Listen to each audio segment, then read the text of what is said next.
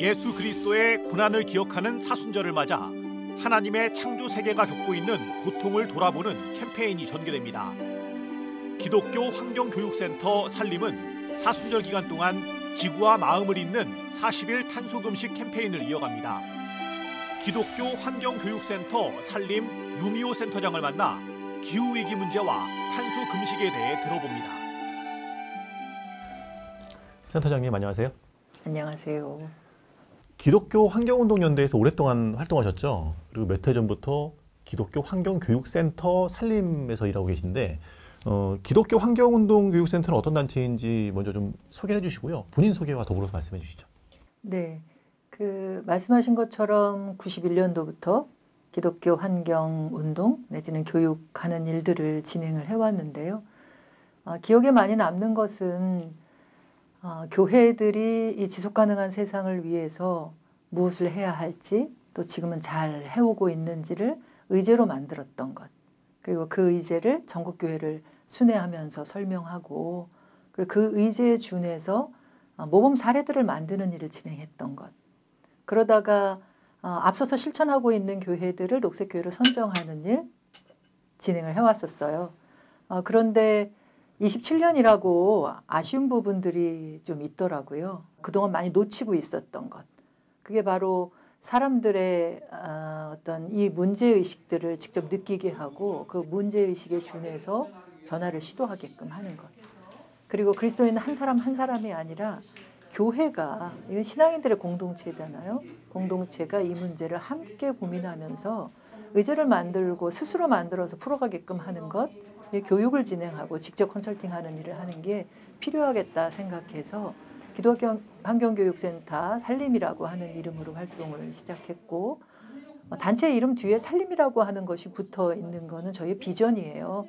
하나님께서 살라고 세상에 보내셨고 그 살라고 보내신 곳에서 혼자가 아니라 살고 살리라고 하셨거든요. 그래서 살리다라고 하는 동사의 명사형인데 모두가 골고루 풍성한 삶을 살기까지 교육하고 실천하는 단체가 기독교 환경교육센터 산림입니다. 예, 아마도 센터장님이 처음 환경운동을 시작하실 때는 환경 문제가 이렇게 전 사회적으로 관심을 받지 못했지 않았을까 싶은데 지금은 기후위기에 대해서 모두가 관심을 갖고 있거든요.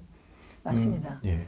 그런데 다행인 것은 다행이보다는 더 불황이다라고 생각도 드는데요. 위기가 너무 심각해지다 보니 위기다라고 인정하는 사람이 많이 늘어났다는 거예요. 작년에 한국교회총연합에서 설문조사를 기독인 1000명에게 조사를 했는데 90% 넘는 사람들이 위기고 위기로 치닫고 있다라고 답변을 했거든요. 그런데 안타까운 건 그렇게 인정하고 있는 만큼 뭔가 시도하고 있느냐라고 하면 지금의 상황이 한 번도 개선되지 않고 위기로 치닫고 있는 거는 위기를 제대로 인식하고 있지 않다는 것이어서 지금의 상황을 그렇게 녹록하게만 바라볼 수는 없는 거 아닌가 이런 생각이 좀 듭니다. 예, 위기로 인식을 하고 있는데 실제로 그걸 개선하기 위한 노력은 부족하다라고 말씀하셨어요. 네. 그렇다면 정말 기후위기가 정말 얼마나 심각한 상황인지 설명이 좀 필요할 것 같은데요. 많은 분들이 비상사태를 선언해야 할 만큼 위기가 심각하다라고 얘기를 하죠. 지구 온도를 상승시키는 온실가스가 특히 이산화탄소의 농도가 450ppm을 넘으면 이 지구상에 생명이 사는 것이 불가능하다고 얘기를 합니다. 그러니까 지구가 지속 불가능해진다라고 하는 것인데 이미 420ppm을 넘었습니다. 이런 상황 속에서 우리가 직접 피부로 느끼고 있는 우리 생활 속에서 직접 느끼고 있는 걸 보면 폭염과 홍수와 산불과 한파와 이런 것들을 보면서 사실은 일상에 재난이 들어와 있다라고 해도 무리가 아닐 것 같다는 생각이 드는데요. 이런 재난의 문제로만이 아니라 앞으로 몇 년 내에 먹고 입고 그리고 머무는 집이나 그리고 이동하는 수단들이나 그리고 사용하는 물건에 있어서도 예전과 같이 할 수 없는 상황이 올 수밖에 없다라고 하는 이야기들이 많이 들리고 있어요. 가장 먼저는 물의 위기도 이미 오고 있고 이 기후 문제로 인해서 전쟁이나 분쟁들이 일어나고 있죠. 지금도 그치지 않고 있는 우크라이나 내전도 그 분쟁의 그 뿌리의 전쟁의 뿌리로 보면 기후 문제가 있었고 시리아 내전도 그렇다고 하는데 공식적으로 인정되고 있는 IPCC의 6차 보고서에서 보더라도 지금 지구 온도가 1도 상승했는데 2도까지 상승하고 나면 지금의 이 분쟁과 전쟁들이 13%는 더 심각해질 거다라고 얘기를 하고 있기 때문에 지금의 이 기후 위기는 식량의 위기와 안전의 위기와 단순히 생존의 위기를 넘어서 평화 문제까지도 건들고 있기 때문에 그 쉽게 이 문제를 머리로 알고 있다라고만 얘기하기에는 너무나 심각한 상황에 있다라고 말씀드릴 수 있겠습니다. 예. 근데 이제 기후 위기에 대한 이야기를 들을 때 이제 전쟁도 말씀하셨고 이 식량난도 말씀하시고 하셨지만 실제로 기후 위기가 심각해지면 내 삶에 어떤 변화가 있을까에 대해서는 사실 생각을 잘 못 해보거든요. 어떤 변화가 있을까요? 개인 삶에는? 실제 일상생활에서의 변화를 본다고 하면 먹거리가 바뀌게 되고 특히 우리나라에 있어서는 식량 작업률이 굉장히 낮은데 먹을 수 있는 것들을 제값 주고도 제대로 못 먹을 수 있는 어떻게 보면 정크푸드 같은 것들로 생활을 이어갈 수밖에 없는 상황이 올 수도 있고 지금도 전 세계적으로 8억 명의 사람들이 굶어 죽고 있는데 못 먹어서 문제가 생기는 경우들 죽어갈 수밖에 없는 상황들이 올 수 있고 또한 기후 문제로 인해서 같이 맞물려 있는 것이 쓰레기 문제일 수도 있는데 이 쓰레기가 지금 그 전 세계적으로 너무 많은 것들이 벌어지고 있는 상황인데 이 역시도 처리할 수 없는 상황으로 지금 몰려가고 있는 것들이 있고 우리가 근거리가 아니라 먼 거리로 출퇴근하는 일들이 많은데 에너지를 더 이상 사용할 수 없기 때문에 출근한다고 하는 것 자체도 문제가 생길 수 있는 것이고요. 얼마 전에 튀르키예에서 지진으로 인해서 정전이 완전 도시 전체가 암흑으로 바뀌는 일이 있었는데 호모 오일리쿠스 인간이라고 해야 될까요? 그 상황에서 보면 더 이상 석유도 에너지도 사용할 수 없는 상황 속에서 도시 전체가 마비될 수 있는 그런 상황도 직면할 수 있다라고 할 수 있을 것 같습니다. 기후 위기 극복에 이 교회의 관심도 많이 높아진 것 같아요. 예전에는 이제 그 환경 운동하는 일부 이 집단만 교회 안에서 그런 관심을 가졌다면은 지금 교단 차원에서 기후 위기에 대응하는 모습을 보이고 있는데요. 뭐 구체적인 내용을 듣기 전에 교회가 환경 문제에 관심을 가져야 될 이유에 대해서 근본적인 얘기를 좀 듣고 싶네요. 하나님의 피조물들이 신음하면서 하나님의 자녀를 기다리고 있다는 말씀을 모두 기억하실 거예요. 그런데 지금껏 우리는 듣지도 못했고 들으면서도 무시했고 침묵하는 일들로 해왔기 때문에 지금의 상황이 왔다고 생각하거든요. 지난 30년가 얼마 안 되거든요. 이 기후문화 문제를 전 세계적으로 제기하고 그 변화되는 것에 대해서 인간의 책임이 크니 처음에는 뭐 30%, 60%, 90%를 2007년 이후로 얘기하다가 2021년에 이제는 99% 이상이 인간의 책임이다라고 하는 상황 속에서도 여전히 변화를 온실가스 배출량을 줄이지 못하는 것은 사실은 그리스도인들이 책임을 다하지 못한 것이다라고 하는 생각이 들거든요. 왜냐하면 그 신음소리를 듣고 있어야만 하는데 이제껏 함께 고통하고 함께 탄식하는 것을 너희가 다 안다라고 로마서에 말씀하고 계시거든요. 이미 알고 있는 것을 느끼지 않고 있기 때문에 제대로 응답을 하지 못하고 있는 것인데요. 그렇기 때문에 우리가 노력을 해야 하고 상황이 나쁘기 때문에 하라는 얘기가 아니라 하시는 거거든요. 그러니까 우리의 책임감으로 이 일을 하는 게 아니라 태초에 하나님이 천지를 창조하시고 조치하셨어요, 저희에게. 그리고 참 조치하시면서 그러니까 지키고 돌봐라고 하는, 기억하실 거예요. 에덴 동산에 아름답게 지어놓으시고 데려다 놓으시고는 지키고 돌봐라. 2장 15절의 말씀이거든요. 그렇기 때문에 우리는 창조세계를 돌보는 일을 해야 하는 것이라고 생각을 합니다. 네. 사순절을 맞아서 기독교 환경교육센터가 탄소 금식 캠페인을 전개합니다. 지구와 마음을 잇는 40일 탄소 금식 캠페인. 어떤 내용인지 구체적으로 소개해 주시죠. 탄소 금식이라고 하면 대부분들 먹는 것 속에서 어떻게 해결을 해야 되나 이런 생각을 할 수 있을 텐데요.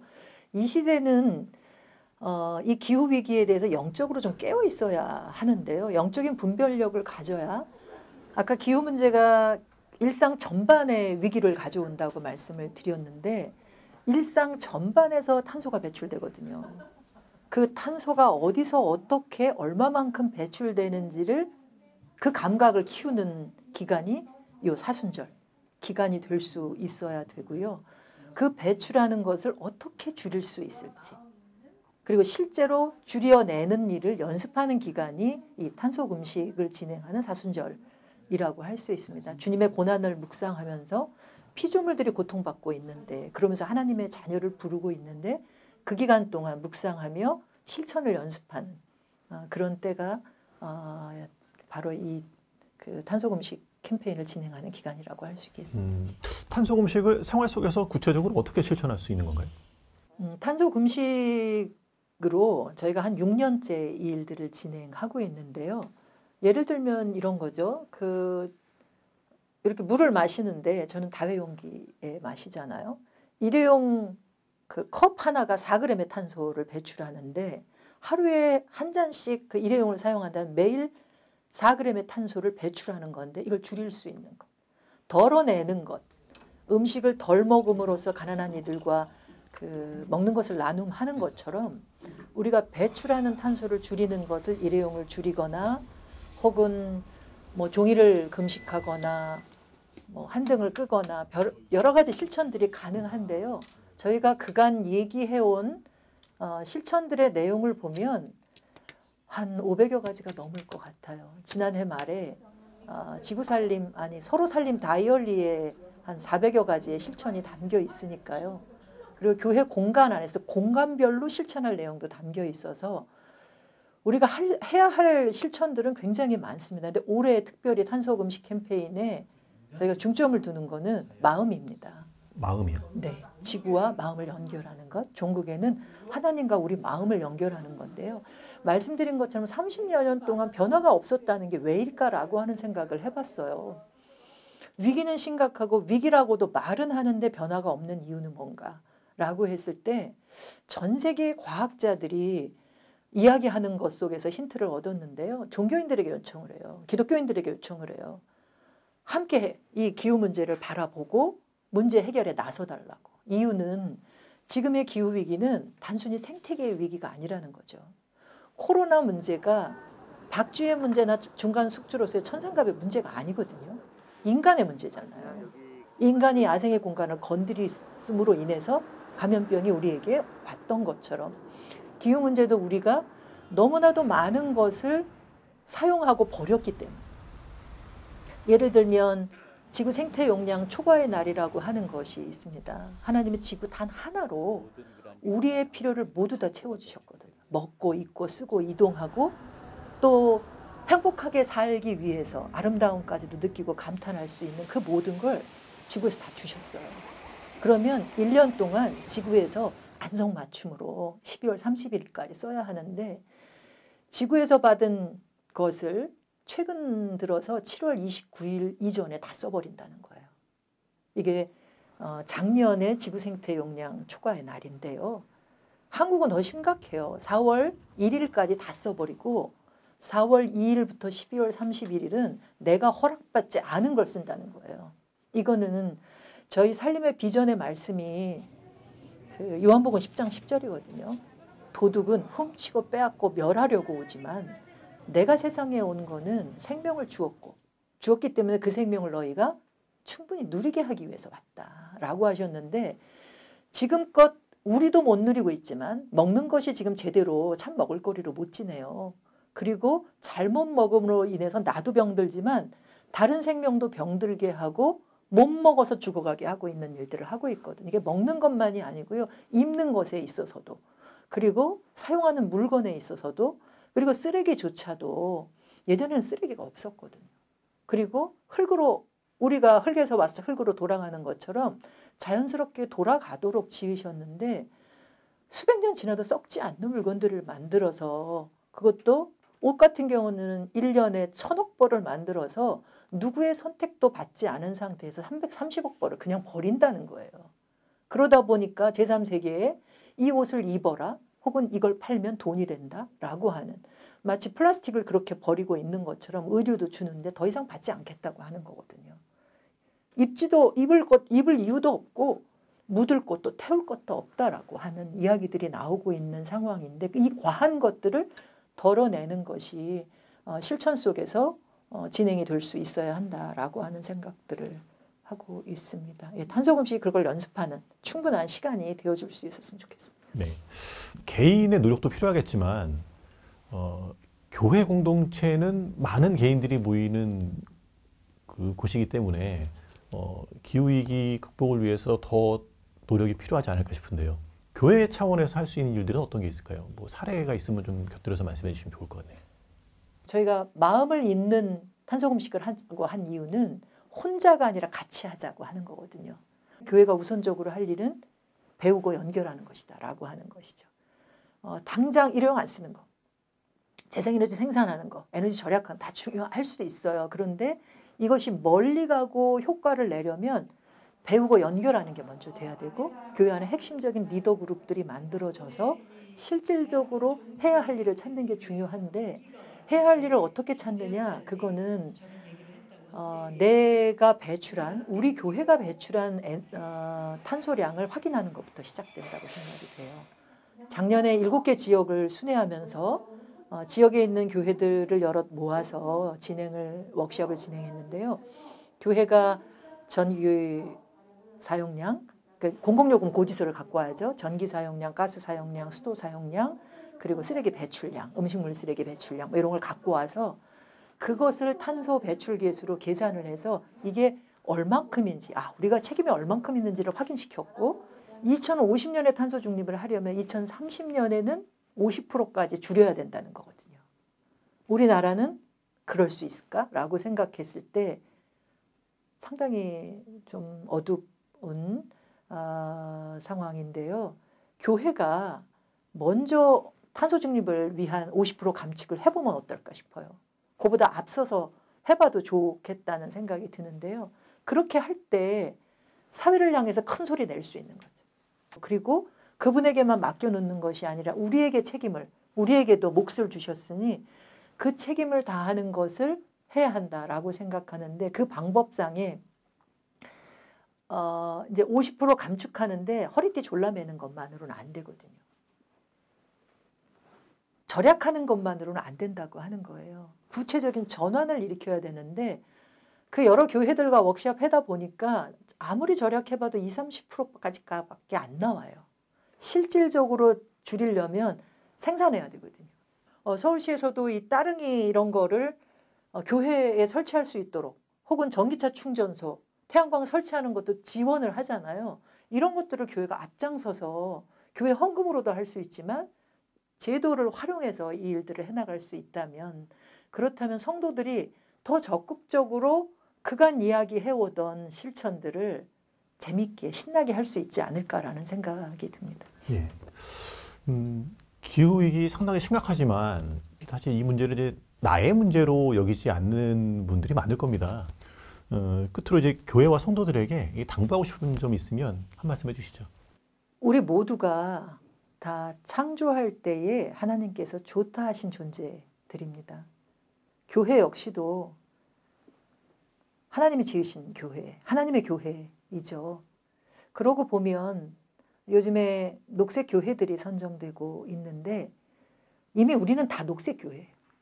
우리가 녹색 교회임을 고백하고 우리 시대적으로 우리에게 부여되어 있는 과제, 그걸 저는 기후교회라고 얘기하거든요. 기후교회로서 우리의 신앙적인 도전들을 시작해보라고 말씀드리고 싶어요. 어떻게 도전해야 되냐 궁금하는 분들 많으실 텐데요.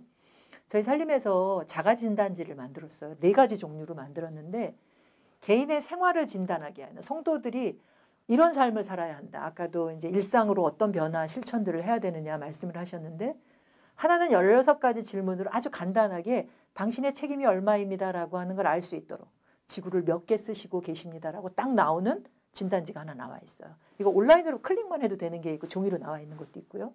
또 하나는 먹고 입고 쓰고 이동하고 머무는 공간 속에서 어떻게 하고 있는지, 물을 어떻게 사용하는지 하는 것들이 진단되게 하는 진단지가 있어요. 그리고 성도들에게만 이제 실천 요구하면 안 된다고 말씀드렸잖아요. 교회가 먼저 모범을 보여야 할 텐데 교회 진단하는 것도 두 가지인데요. 교회가 예배와 교육과 친교와 봉사와 일반 행정들을 어떻게 하고 있는지 이걸 진단하는 게 하나 있고요. 또 하나는 실질적으로 탄소 중립하려면 가장 많은 탄소가 배출되는 영역이 건물 에너지예요. 건물에서 쓰는 게 전기, 가스, 수도 이런 거잖아요. 아까 기후교육 워크숍에서 그걸 진단했던 건데 거기에 대해서 어떻게 해야 한다라고 하는 게 나와 있고 그리고 교통 부분도 어떻게 교인들이 교회를 오는지 그리고 교회 오도록 교회차는 어떻게 운행되고 있는지 또 연료는 뭘로 쓰고 있는지 이런 것들도 살펴보게 나와 있습니다. 먹는 것도 포함되는데 이 두 가지 종류의 진단지를 보면 자칫 좌절할 수 있는데요. 좌절하지 마시고요. 주님 계시잖아요. 주님 믿고 담대하게 실천을 해나가면 우리가 이 기후위기의 풍랑을 너끈히 넘어설 수 있지 않을까라고 생각을 합니다. 예. 사순절을 맞아서 40일 동안 진행되는 탄소금지 캠페인을 통해서 기후위기 극복을 위해 노력하는 이들이 좀 더 많아졌으면 좋겠습니다. 예, 센터장님 오늘 말씀 감사합니다. 감사합니다.